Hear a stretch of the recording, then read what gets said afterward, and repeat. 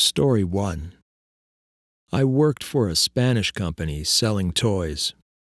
I had a work-related trip to Spain where I intended to spend a week. I chose to take the car to get there. However, I was unaware of how terrifying this trip would become.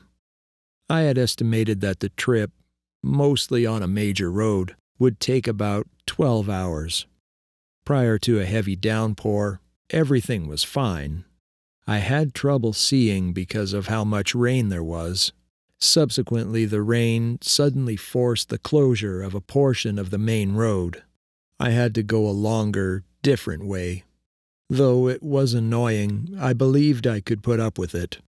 I was driving along the new road when all of a sudden my music stopped.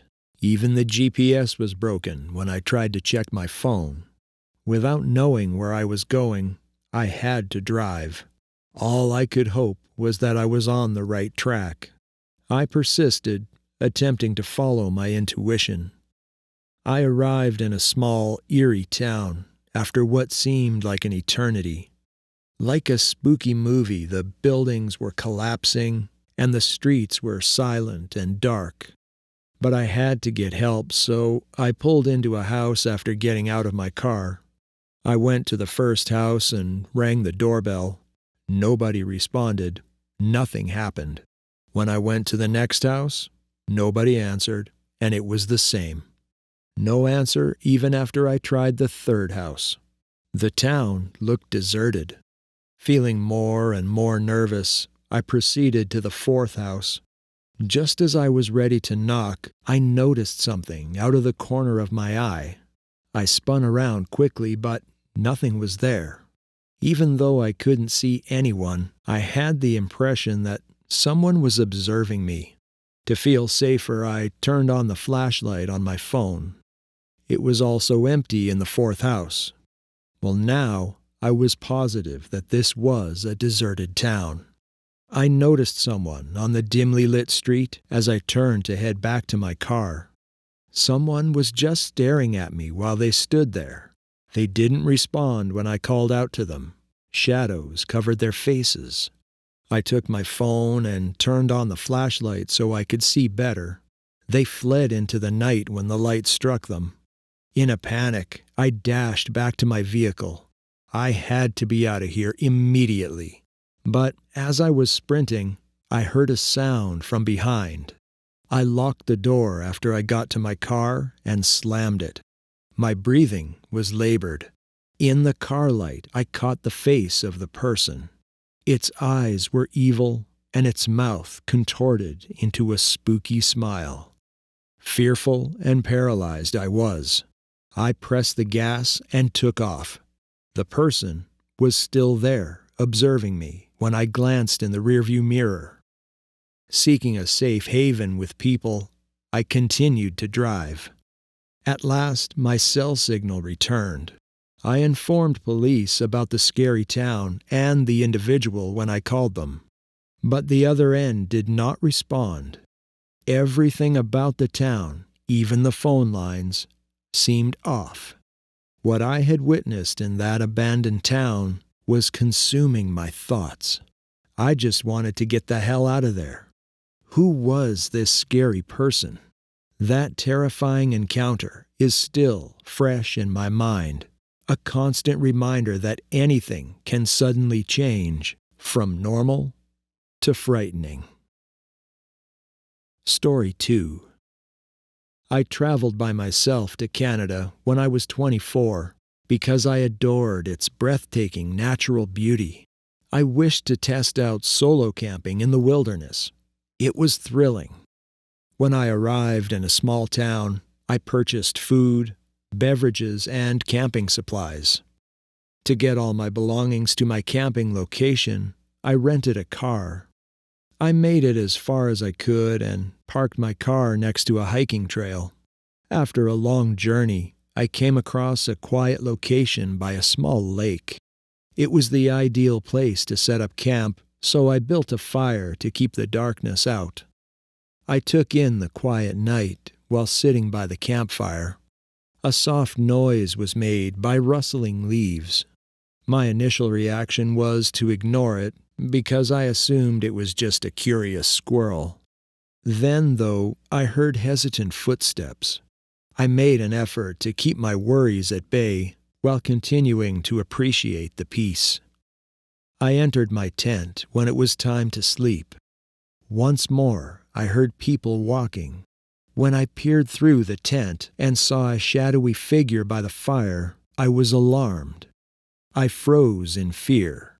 "Come out," he whispered, breaking the stillness. I was clueless as to what to do. I was only able to maintain my silence. I questioned the identity of this individual and their motives. I had to work up the courage to open the tent and take a look outside after a tense moment. I noticed a large man who had a hood over his face. He was quite frightful. "You are vulnerable and alone," he said. "What do you want?" I inquired, but my voice choked up. "I won't hurt you if you leave right away," he retorted.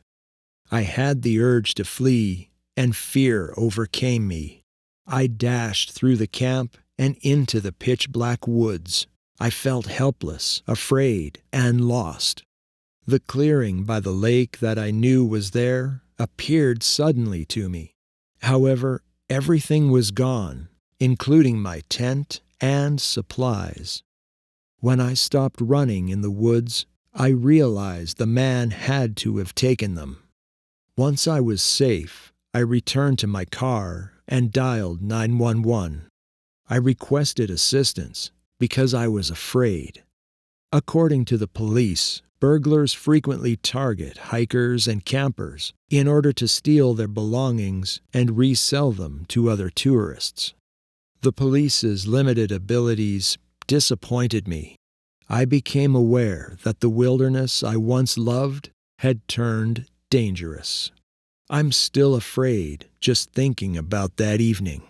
Canada is lovely, but I'm no longer as comfortable in the wild. Story 3. The outdoors and I have a long history together. I would describe myself as an avid hiker who is constantly seeking the excitement of novel experiences and the rush of exploration. I would hit the trails twice a week, always looking for new experiences and sights.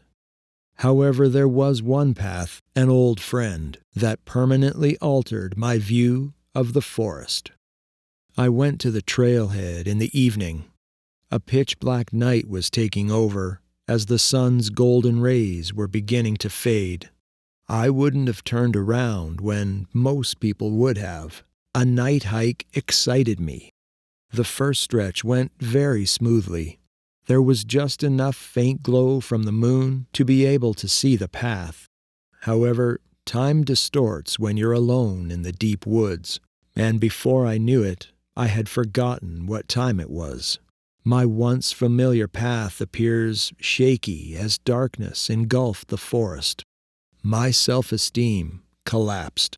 The path that I had believed to be permanently etched in my mind blurred, and the trees that had once seemed like old friends felt strange.